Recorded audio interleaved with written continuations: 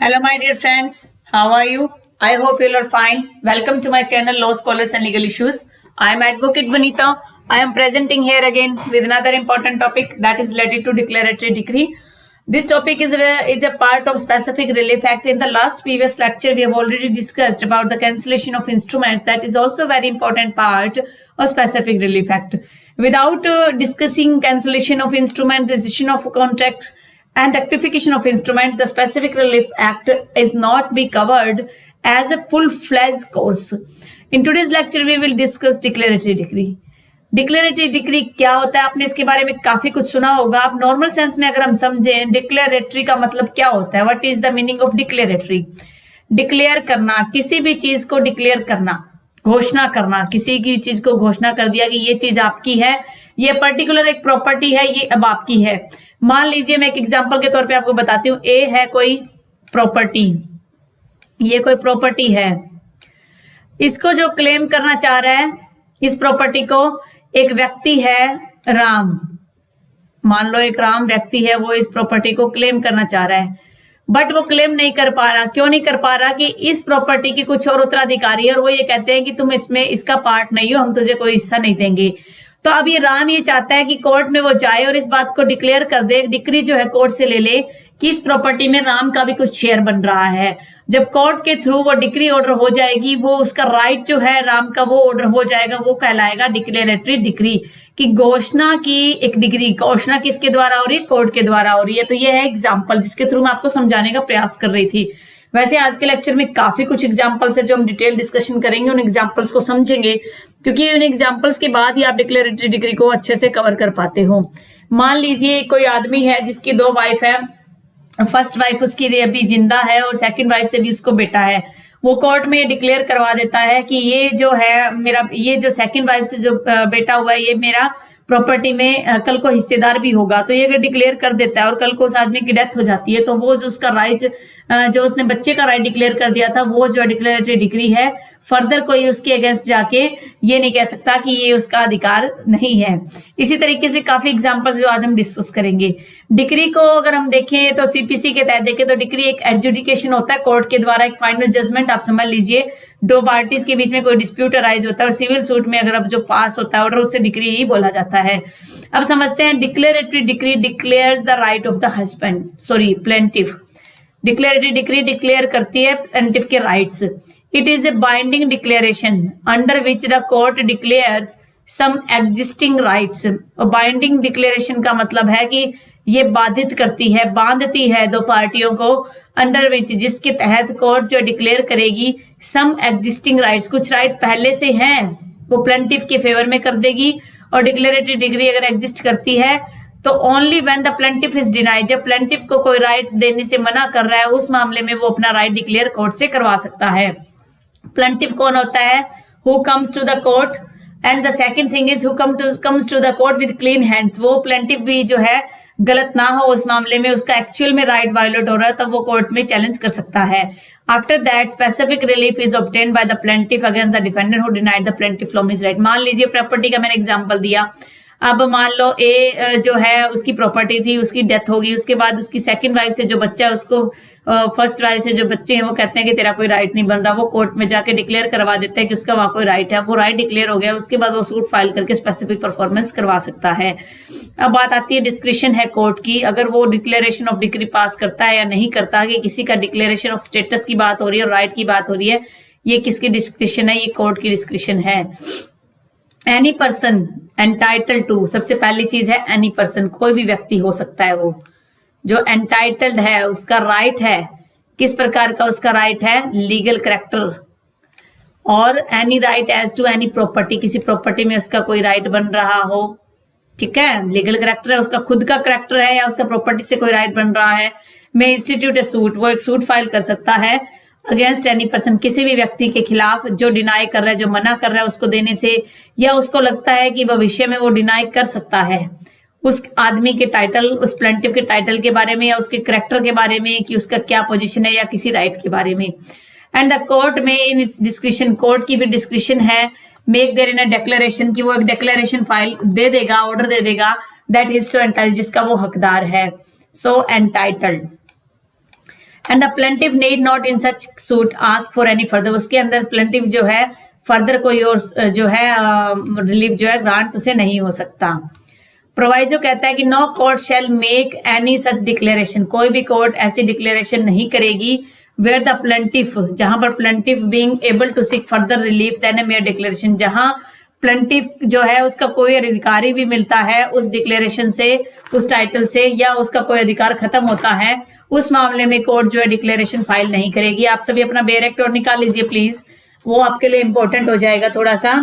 तो वही तो चीज इसमें बता रहा है कि अगर मान लो कोई दूसरा रिलीफ किसी को मिल रहा है, मिल सकता है, मान लीजिए कोई एक डिक्लेयर करवा रहा है कि मेरा इस प्रॉपर्टी में राइट है, और उसको मान लो प्रॉपर्टी के राइट के साथ साथ कुछ और राइट भी फर्दर उसको मिल रहे हैं, तो सिर्फ एक डिक्लेरेशन जो है कोर्ट नहीं करेगी। कहने का मतलब है जहां फर्दर कोई राइट है तो कोर्ट जो है उसको भी राइट प्रोवाइड करेगी, साथ में मेयर डिक्लेरेशन को अकेला नहीं देगी, उस दूसरे राइट को भी साथ में देगी।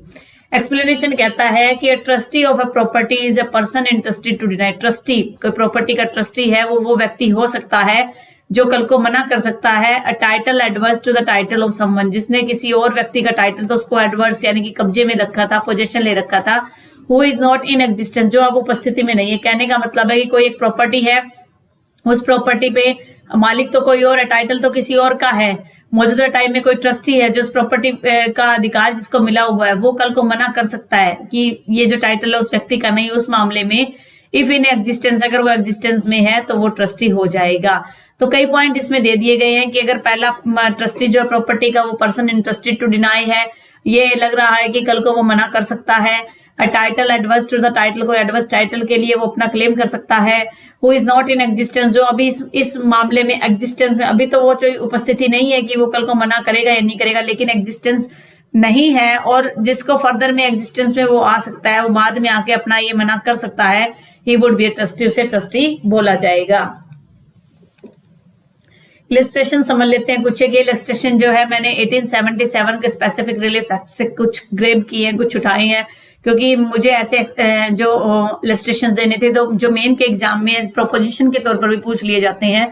ए is lawfully in possession of certain land, lawfully word use हुआ है यहाँ पे, समझिए आप, लॉफुली कानूनी तरीके से पोजेशन में है कोई सर्टेन लैंड है। The inhabitants of A neighbouring village, inhabitant का मतलब रहने वाले, जो नेबरिंग पास वाले विलेज के जो कुछ लोग हैं वो क्लेम करते हैं a right to way across the land, उस लैंड से एक रास्ते की डिमांड करते हैं कि ये जो लैंड है, मान लीजिए दिस इज ए लैंड, ये एक प्रॉपर्टी है, इसको आप लैंड कहिए, और कुछ इस प्रॉपर्टी में से ऐसे करके कोई लोग हैं वो ये चाहते हैं कि यहाँ से एक वे मिले, इस प्रॉपर्टी से ऐसे रास्ता मिलना चाहिए। तो M A sue for declaration, A क्या कर सकता है यहाँ पे डिक्लेयर करवा सकता है कि the persons are not entitled, जो पर्सन जो है जो इस रास्ते का, इस वे का क्लेम कर रहे हैं वो इसके एंटाइटल नहीं है, तो उस मामले में वो यहाँ डिक्लेयर करवा सकता है। This is the example. Next कह रहा है ए बेक्विट्स हिज प्रॉपर्टी, बेक्विट्स मैंने कल भी बताया था, गिफ्ट कर देता है अपनी प्रॉपर्टी को बी को, सी को एंड डी को, टू बी इक्वली डिवाइडेड कर दी among all on each of them, तीनों में। If living at the time of my death then amongst their surviving children, अगर जब तक वो जीवित है तब तक उनके पास रहेंगे और उसके बाद उनके जो सर्वाइविंग चिल्ड्रन है उनके पास चली जाएगी, यानी कि जो जीवित बच्चे उनके पास चली जाएगी।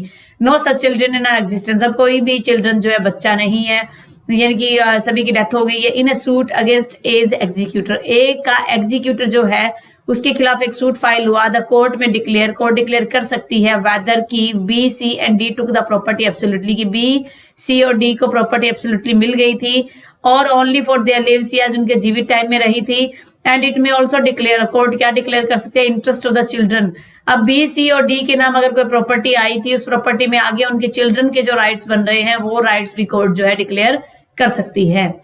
फिर नेक्स्ट एग्जांपल कहता है कि कोवेनेंट्स, कोवेनेंट का मतलब होता है कॉन्ट्रैक्ट, एक कॉन्ट्रैक्ट है जिसमें if he should at any time be entitle to property exceeding 1 lakh rupees, की क्या है वो एंटाइटल हो सकता है उस प्रॉपर्टी का जब वो 1 लाख रुपए से ज्यादा कीमत उसकी हो जाएगी।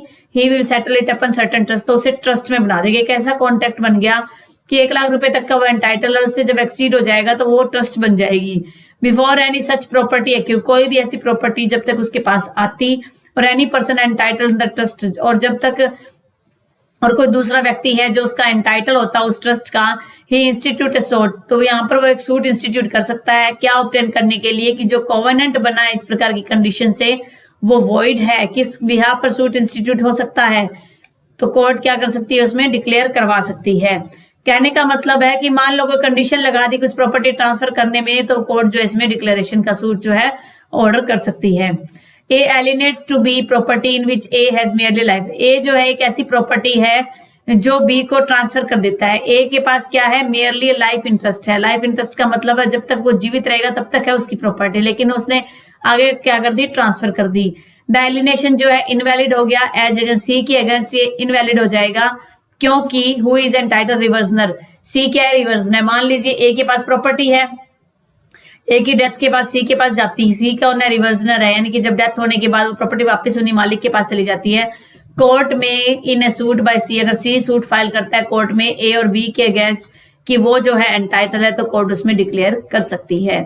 The widow of A sunless Hindu, पुराने टाइम में क्या होता था कि विडोज को कोई राइट्स नहीं थे, वाइफ्स को कोई राइट्स नहीं थे, लेडीज को कोई राइट्स नहीं थे, वुमेन को कोई राइट्स नहीं थे। तो अगर मान लो किसी औरत के बेटा नहीं है तो उसको कोई राइट नहीं था। उस टाइम में लड़कियों को कोई अधिकार नहीं होते थे, जो बेटे हैं उन्हीं को अधिकार था।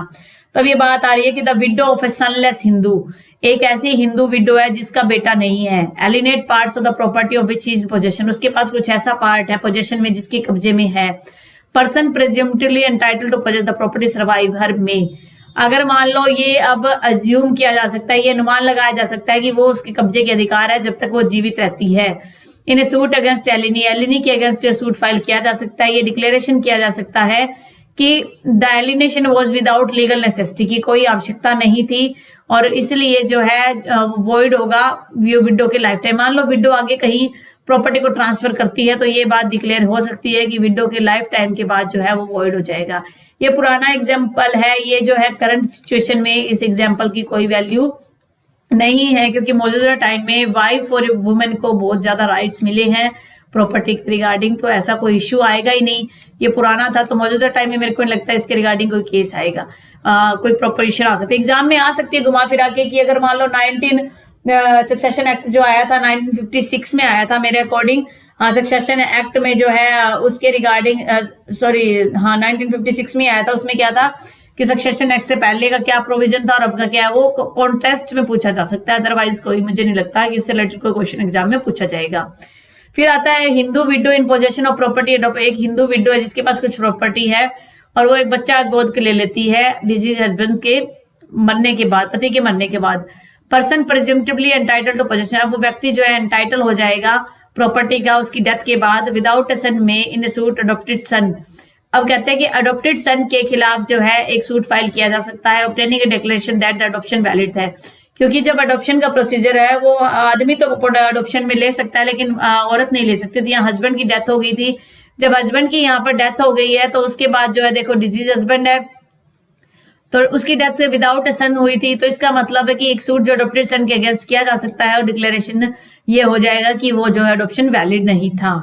A in the possession of certain property, A के पास कुछ प्रॉपर्टी का कब्जा है। बी एलिज करता है, आरोप लगाता है कि ही इज द ओनर, वह उस प्रॉपर्टी का मालिक है और वो कहता है कि ए को टू डिलीवर इट हिम, कि उसे दे दे। ए जो है डिक्लेरेशन का सूट फाइल कर सकता है कि उसका प्रॉपर्टी पर राइट है।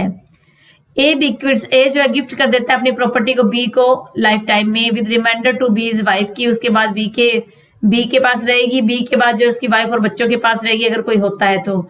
But if B dies without wife, अगर बी जो है बिना वाइफ और बच्चों के मर जाता है, B has a putative wife, B की क्या पुटेटिव वाइफ थी, पुटेटिव वाइफ का मतलब है कि लीगली वाइफ नहीं थी, एंड चिल्ड्रन और but C denies that, C कहता है कि B and D were ever lawfully married, कि लॉफुली मैरिड नहीं है। डी एंड हर चिल्ड्रन में इन लाइफ टाइम इंस्टीट्यूट, अगर डी और जो उसके बच्चे जो लाइफ टाइम में सूट फाइल करते हैं सी के अगेंस्ट, तो क्या होगा कि एक डिक्लेरेशन का जो सूट है वो कोर्ट एंटरटेन कर लेगी। तो ये हो गया डिक्लेरेटरी डिक्री के रिगार्डिंग कुछ एग्जांपल्स। अब एसेंशियल्स देख लेते हैं, एग्जाम में अगर बाय चांस आ जाता है तो आप एसेंशियल लिख देते हो और आप कह सकते हो कि डिक्लेरेटरी डिक्री यहाँ पर ऑर्डर हो सकती है। सेक्शन 34 इंडियन स्पेसिफिक एक्ट जो है कॉन्टेम्पलेट सर्टन कंडीशन बताता है जो फुलफिल होनी चाहिए। अब state of MP versus Khan Bahadur Bhiwandiwala का केस है, state of MP versus Khan Bahadur, भी आप एग्जाम में लिख सकते हो। कोर्ट ने ऑब्जर्व किया कि in order to obtain the relief of declaration plaintiff को सबसे पहले क्या चीजें करनी पड़ेगी। सबसे पहली चीज, the plaintiff was at the time of the suit entitled to any legal character, कि जब प्लेंटिफ ने सूट फाइल किया उस टाइम वो इस लायक था, उसका एक कानूनी उस पर राइट था कि उस प्रॉपर्टी पर, या उसका कोई कानूनी चित्र था कि वो उसका हकदार है। सेकंड, डिफेंडेंट अगर डिनाइड कर रहा है या इंटरेस्टेड टू डिनाई है तभी वो जो सूट फाइल किया जा सकता है। पहली चीज, प्लेंटिफ जानबूझ के ऐसे ही फालतू में परेशान करने के लिए कोर्ट में सूट फाइल कर दे, वो नहीं होगा। पहले प्लेंटिफ जो है उसका कोई लीगल कैरेक्टर और स्टेटस होना चाहिए। सेकंड पॉइंट कहता है कि डिफेंडेंट का डिनाई करने, या ये लग रहा है कि डिफेंडेंट डिनाई कर सकता है या वो मना करने का इंटरेस्टेड है।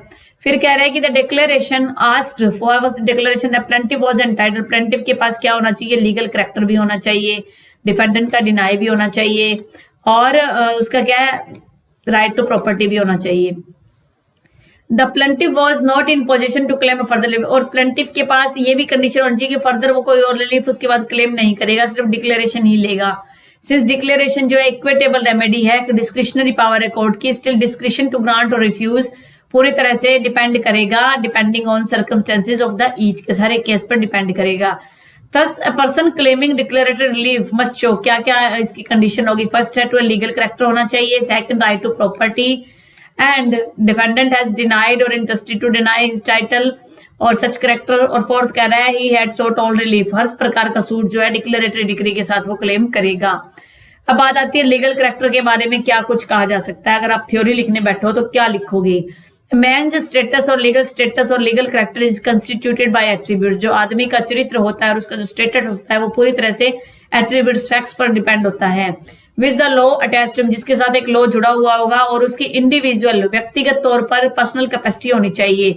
द डिस्टिंक्टिव मार्क और ड्रेस एज इट वर, जिस प्रकार का भी भेद या कोई निशान उसके ऊपर, कहने का मतलब उसके जो भी राइट्स हैं, जैसे शरीर के अंदर क्या है, कुछ किसी के शरीर पे निशान होते हैं उसको कपड़े से ढक लिया जाता है, उसी प्रकार से कि एक लीगल कैरेक्टर ऐसा होना चाहिए कि जो हमारे जो राइट्स है उनको रिकॉग्नाइज किया जा रहा हो, ढका ना जा रहा हो। लीगल कैरेक्टर का मतलब है पोजीशन है जो कोर्ट के द्वारा, लॉ के द्वारा उसे प्रोवाइड की गई है।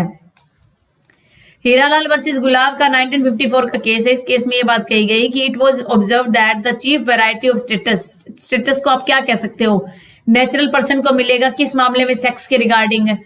सेक्स का मतलब यहाँ वो सेक्स नहीं है जो फिजिकल रिलेशन, ये सेक्स की बात है, मेल या फीमेल है, ये थर्ड जेंडर है, माइनॉरिटी की बात हो रही है, या मेंटल डिफेक्ट है उसको लीगल कैरेक्टर में कहेंगे आप कोई रैंक उसकी पोजीशन की बात करोगे, या कोई कास्ट की बात करोगे, या ऑफिशियल पोजीशन की बात करोगे जिसको आगे जो लग रहा है कि कल को उसके ऑफिशियल पोजीशन को डैमेज किया जा सकता है, या किसी की सिविल डेथ यानी कि 7 साल हो गए और वो मिल नहीं रहा है उसके रिगार्डिंग डिक्लेरेशन है। कोई लिस्ट में से कोई बच्चा इलीगल है उसके रिगार्डिंग अगर आप कोर्ट में सूट फाइल करते हो। प्रोफेशन, किसी के प्रोफेशन के बारे में कि ये उस व्यक्ति जो है उस लेवल पे काम कर ही नहीं रहा था, एटसेट्रा। तो इस प्रकार से ये गुलाब सिंह का जो हीरालाल का जो केस है इसमें कुछ एक एग्जांपल्स बता दिए गए हैं। ये केस भी इंपॉर्टेंट है और ऊपर हमने एक केस किया था, this case is also very important. Where is that case? This case is also very important. ये केस भी आप कह सकते हो कि इंपॉर्टेंट है। देखिए डिक्लेरेटरी डिग्री एग्जाम में पूछ ली जाती है, बहुत इंपॉर्टेंट कंसेप्ट है स्पेसिफिक रियल इफेक्ट का। मेरे को लगता है इस बार मेन के एग्जाम में आएगा भी। अगला केस कह रहा है, ये बहुत इंपॉर्टेंट केस है, 2009 का ये केस है, ये अडॉप्शन के रिगार्डिंग था। इन रामचंद्रा डगडू सोनावना वर्सेस विट्ठू हीरा महर डिसाइडेड हुआ था ये 9/10/2009 को। इसमें क्वेश्चन अराइज हुआ था whether there is valid adoption और नॉट। एडॉप्शन के regarding that question pertains to status और लीगल कैरेक्टर की बात हो रही थी, क्या वो सेक्शन 34 में फॉल करता है या नहीं करता। और एक कोर्ट जो है, कोर्ट सिविल कोर्ट के सामने सिविल जो सूट फाइल हो रहा है, क्या डिक्लेरेशन का मेंटेनेबल है, क्या उसको कोर्ट जो एक्सरसाइज करके उसको मेंटेन करेगी। कोर्ट ने कहा कि जो ज्यूरिसडिक्शन होता है सिविल कोर्ट का वो किसी भी एडॉप्शन के रिगार्डिंग उसको एक्सक्लूड नहीं करता। The question regarding adoption involve declaration to status की बात हो रही है, कैरेक्टर की बात हो रही है, जो सिविल कोर्ट्स के द्वारा डिसाइड किया जा सकता है। तो ये बात जो है वो रामचंद्रा डगडू सोनावना के केस में ये बात कही गई थी। फिर कह रहे हैं कि राइट टू प्रॉपर्टी में कौन कौन से पर्सन एंटाइटल होंगे, उसको थोड़ा देख लेते हैं। Second requirement is that the person who seeks the remedy must have a right to the property होना चाहिए। मद्रास हाई कोर्ट ने ये बात कही कि मोहरला पिछया वर्सेस वी कृष्णैया के केस में that an agreement to sale कुछ प्रॉपर्टी का किसी व्यक्ति के रिगार्डिंग गेव हिम राइट, उसको एक राइट देता है but not a right in property. Right तो देता है सेल के रिगार्डिंग, लेकिन प्रॉपर्टी में अभी तक उसका कोई राइट अराइज नहीं हुआ है। कि मान लो एग्रीमेंट टू सेल कर दिया, अभी तक सेल हुआ नहीं है, प्रॉपर रजिस्टर्ड नहीं हुई है प्रॉपर दूसरी पार्टी को, तो आप कैसे कह दोगे कि आपका राइट अराइज हो रहा है। फिर मोहम्मद अकबर खान की केस में कही गई थी 1930 की ये बात है, उसमें कहा गया था कि एक सूट फॉर मेयर डिक्लेरेशन का जो सूट है that one person is related to another, एक व्यक्ति दूसरे से जुड़ा हुआ है, वो is held as not to suit to establish an legal right. वो ये नहीं कह रहा कि लीगल राइट या कोई किसी प्रकार का राइट इसके साथ जुड़ रहा है, सच सूट वुड बी इनकम्पिटेंट, तो ऐसा सूट जो है इनकम्पिटेंट हो जाएगा। फिर एक और एग्जांपल ले लीजिए अपना कलकत्ता हाई कोर्ट का case. It was observe that Tarak Chandra Das versus Ankula Chandra Mukherjee, it was observe that declaration might be sought with regard to contingent right. Contingent right मतलब जो कंडीशन पर बेस्ड है। It was held that the court has absolute, यहाँ पर court की पूरी description है, ये रिफ्यूज कर सकती है अगर वो जो उसका राइट है वो टू रिमोट है, बहुत दूर है। मान लो कोई कहता है मेरे दादा की डेथ होने के बाद मेरे फादर है नहीं, फैमिली में कोई नहीं, सारी प्रॉपर्टी मेरे को आएगी, तो कॉन्टीजेंट हो सकता है वो उसका दादा जो है ग्रैंडफादर को किसी ट्रस्ट को दे जाए, तो ये इफेक्टिव नहीं हो सकता। It was observed that the term right as to property showed that the plaintiff should have an existing right होना चाहिए, सबसे पहली चीज existing right हो। The only limitation is that nobody can approach the court for declaration just mere hope के regarding कि मुझे ये प्रॉपर्टी में राइट मिलेगा, मुझे पहले डिक्लेयर करवा लेना चाहिए कि मेरा कल को इसमें राइट बनता है। कंसिक्वेंशियल रिलीफ क्या होते हैं? मान लीजिए आपने डिक्लेरेटरी डिग्री करवाई है, उसके साथ साथ उससे जुड़े हुए जो रिलीफ होंगे, जो बेनिफिट्स होंगे, मान लो आपको आपने कोर्ट में क्लेम किया 5,000 रुपए मुझे मिलने चाहिए, 5,000 रुपए मिल गए, उसके कंसिक्वेंशियल रिलीफ क्या हो सकते हैं? उसका इंटरेस्ट हो सकता है, जैसे 5,000 से एक्स्ट्रा जो पेमेंट मिलेगी। देयर में भी रियल डिस्प्यूट होना चाहिए, सबसे पहली चीज रियल डिस्प्यूट होना चाहिए। As to the plaintiff legal character के रिगार्डिंग होना चाहिए और राइट टू प्रॉपर्टी के रिगार्डिंग होना चाहिए। And the parties to be added, जो पार्टीज उसमें इन्वॉल्व हो रही है, एडेड मतलब जो इन्वॉल्व हो रही है, the court will refuse, court क्या कर सकती है? रिफ्यूज कर सकती है to make any declaration plaintiff की फेवर में। Where able to seek further relief, अगर जो है मेरे डिक्लेरेशन के अलावा फर्दर रिलीफ था, अगर उसको वो मना कर रही है लेने से, तो उस मामले में कोर्ट मना कर सकती है। The object of this proviso is to appoint, जो ऑब्जेक्ट है इस प्रोवाइजो का, जो प्रोवाइजो हमने किया था सेक्शन 34 का, वो ये कहता है कि मल्टीप्लिसिटी सूट की बात कर रहा है। कह रहा है कि आज वो मान लो डिक्लेरेटरी डिग्री के लिए ले ली उसने, कल को जाके कहता है कि इस प्रॉपर्टी में मेरा ये राइट और बन रहा था, ये भी दीजिए, कल वो कहता है मुझे कुछ और पेमेंट लेनी है, वो भी दीजिए, तो मल्टीप्लिसिटी ऑफ सूट हो सकता है। रेस जुडिकेटा एक तरीके से एप्लीकेबल है कि अगर आपने एक बार कोई क्लेम नहीं लिया तो बाद में आप नहीं ले सकते। But the legislator aim is, legislature ने, कानून बनाने वालों ने भी कुछ सोच के बनाया होगा कि if the plaintiff at the date of suit is entitled, जब मान लो आज सूट फाइल किया है 2021 को, आज अगर वो एंटाइटल्ड है और साथ में क्लेम नहीं कर रहा तो फर्दर उसको कोई रिलीफ नहीं मिलेगा। लेकिन कोई ऐसा रिलीफ है, आज केस फाइल कर दिया, आज के 6 महीने बाद मिल रहा है, उसको वो क्लेम कर सकता है। कह रहा है what the legislature aimed at is that if the plaintiff at the date of the suit is entitled to claim as against the defendant to cause some relief other than the consequential अपने bare declaration of right, तो क्या कर सकता है? जो दोबारा जो है कोर्ट उसको ये नहीं कहेगी कि दोबारा आप डिफेंडेंट लेके आइए, पार्टी बनाइए और उसको बाउंड करेगी कि इसी मैटर पर आप सेटल कर दो। जो सेकंड ये जो है, ये प्रोवाइजो जो है एक तरीके से ड्यूटी ऑफ द कोर्ट भी कह सकते हो। अब बात आती है लिमिटेशन पीरियड की, अगर सूट फॉर डिक्लेरेशन फाइल करना है तो कितना लिमिटेशन पीरियड है इसके रिगार्डिंग। देखिए सेक्शन आर्टिकल 56, 57 और 58 इंडियन लिमिटेशन एक्ट का बात करता है कि 3 इयर्स का पीरियड है तीनों मामलों में। कौन कौन से मामले? पहला, to decide the forgery of an instrument, सबसे पहले ये डिसाइड करना कि जो इंस्ट्रूमेंट है, जो दस्तावेज है, वो ओरिजिनल है या नहीं है। और व्हेन द इशू और रजिस्ट्रेशन बिकम नॉन टू, ये तब कब से 3 ईयर माना जाएगा? जब पता चला कि हाँ वो नॉलेज में आ गया कि रजिस्टर्ड नहीं है। फिर डिक्लेरेशन में आपने लेना है कि अडॉप्शन इनवैलिड है या कैसे है, तो उसमें भी 3 साल का टाइम है। ये भी जब आपको नॉलेज हुई उसके मामले में, नॉन टू द प्लेंटिफ, आपको जानकारी हुई तब। फिर to obtain any other declaration लेनी है कि मेरा उस गांव में एक राइट है, मैं उस गांव की रहने वाली हूँ या मैं उस शहर की रहने वाली हूँ, तो उसके रिगार्डिंग जब आपका राइट एक्रू हो जाएगा फर्स्ट टाइम। तो ये लिमिटेशन पीरियड जो है इंडियन लिमिटेशन एक्ट के तहत आपको मिलता है। द लिमिटेशन एक्ट 1963 आपको ये प्रोवाइड करवाता है। ये लिमिटेशन पीरियड जो है आपको 1963 का जो एक्ट है आपको प्रोवाइड करवा रहा है, ये आप ध्यान में रखिएगा। ठीक है, आप आई होप आपको ये समझ में आ गया होगा। आगे देखिए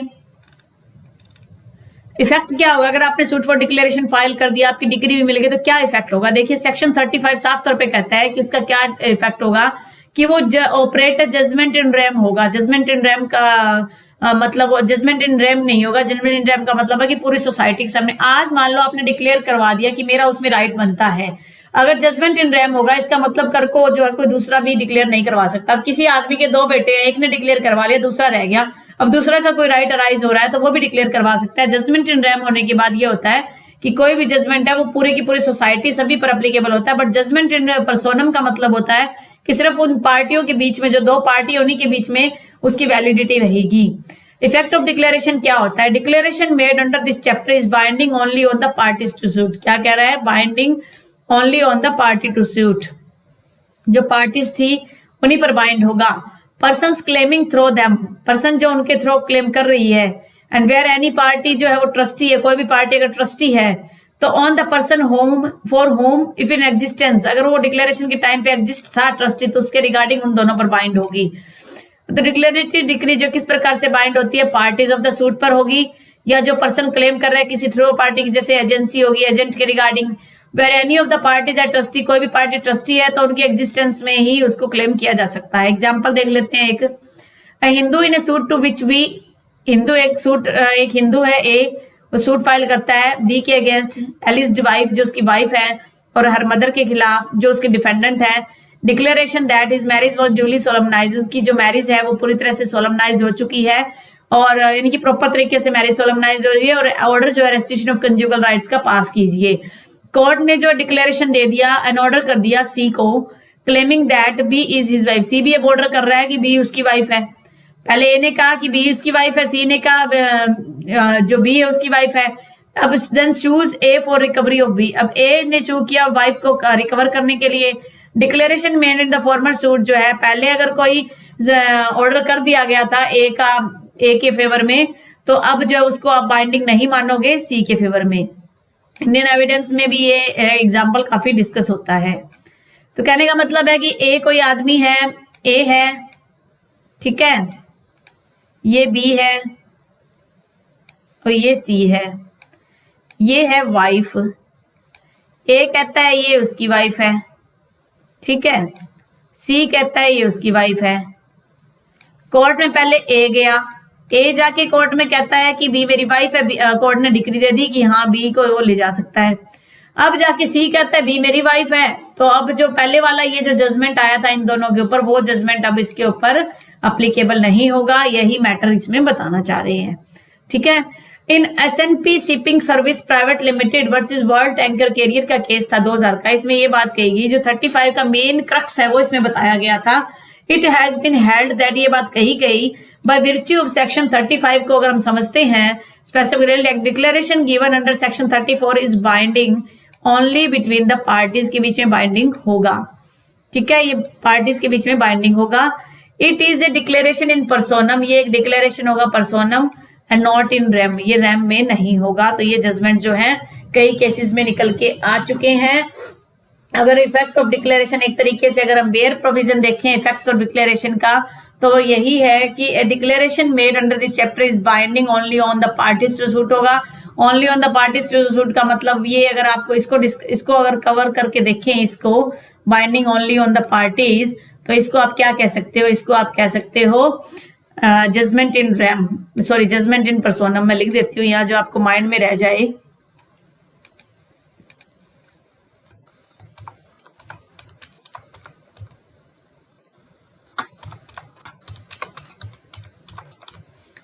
जजमेंट इन पर्सोनम होगा। आप इसमें दिशा भ्रमित मत हो जाइए कि ये क्या है, ये एग्जाम में पूछा जाता है, प्री में तो बहुत बार ये आया हुआ है, तो आप जो इसको थोड़ा सा फोकस करके रखिए। तो ये जजमेंट इन पर्सोनम होता है, और ये इसलिए इंपॉर्टेंट है क्योंकि पार्टीज के बीच में होता है। ये कहाँ से डिराइव हो रहा है, ये इस लाइन से डिराइव हो रहा है जो बेयर एक्ट में दिया हुआ है। अगर ये जजमेंट इन रैम होगा तो काफी प्रॉब्लम्स क्रिएट कर सकता है। तो आज का हमारा लेक्चर यहीं कवर होता है। आई होप आपने आज का लेक्चर एंजॉय किया होगा। अगर आपने आज का लेक्चर एंजॉय किया है तो मेरी आपसे रिक्वेस्ट है कि आप मेरी वीडियो को लाइक कीजिए अगर आप मेरे चैनल पे न्यू हो और फर्स्ट टाइम इस वीडियो को देख रहे हो तो I humbly request you to subscribe my channel and also share to your friends so that they can also get benefit from this topic, because this topic is very important part of specific relief act, and in judiciary as well as in other examination there can be asked the question on declaratory degree in preliminary as well as mains, and it is also a major subject that can also be accessed by the panel that is taken the interview.